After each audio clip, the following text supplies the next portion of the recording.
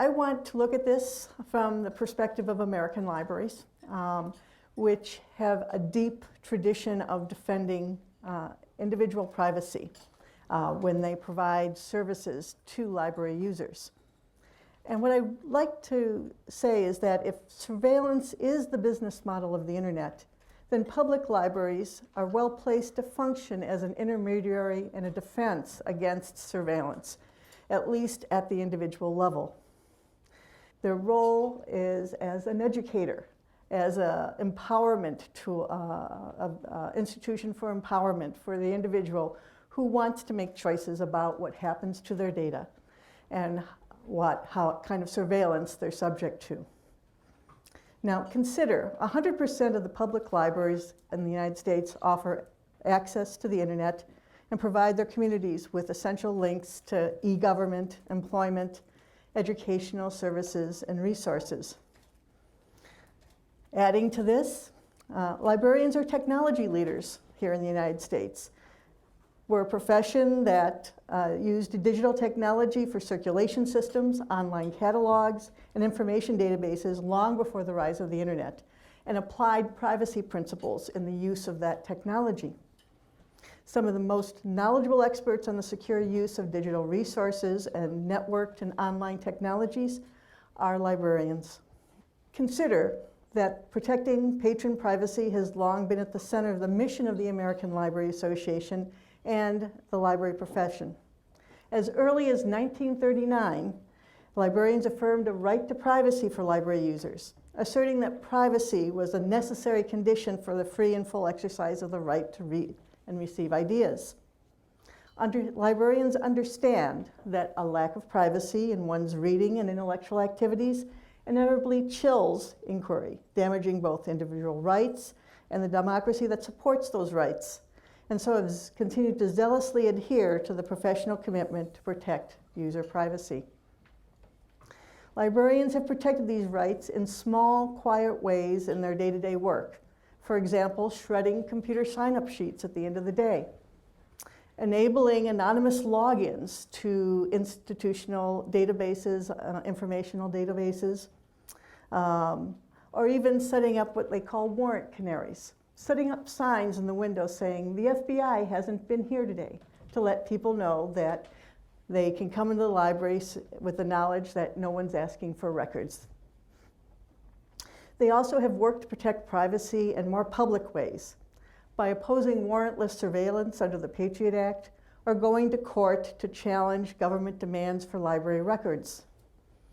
And when the pervasive use of digital content, social media, and search engines expanded the collection and use of patrons' personal data, librarians similarly shifted their attention to the privacy challenges posed by commercial online services.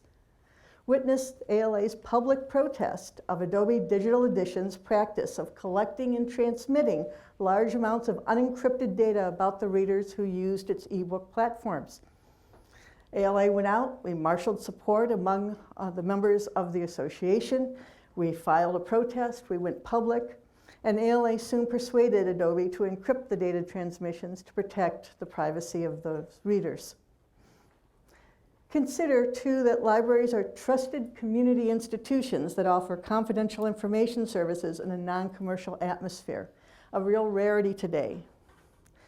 The Pew Research Center, who has conducted nearly a decade's worth of surveys of library users, today summarizes the results of its research by simply stating that people like, in fact, people love their libraries and they trust their local library.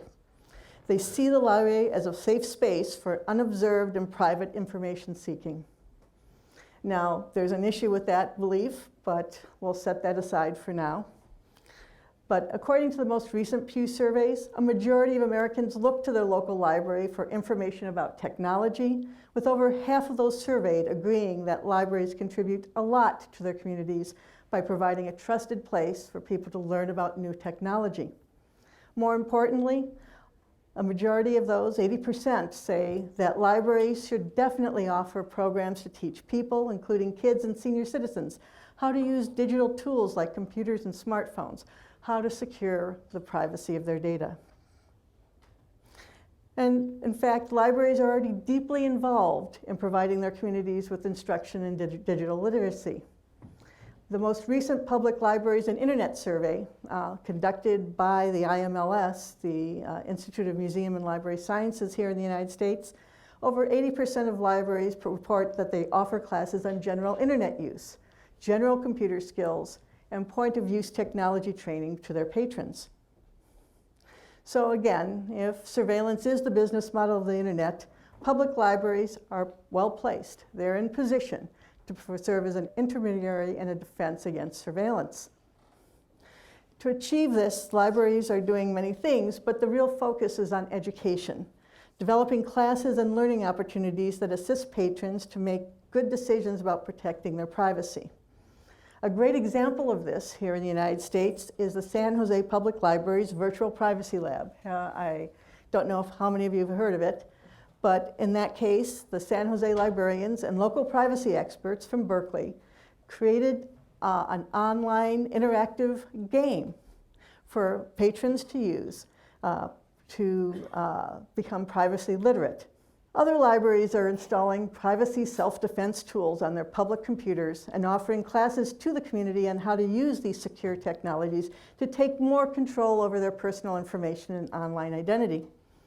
Some examples of these types of tools are Privacy Badger, which allows the user to see and block ad and social media trackers to the best extent that they can.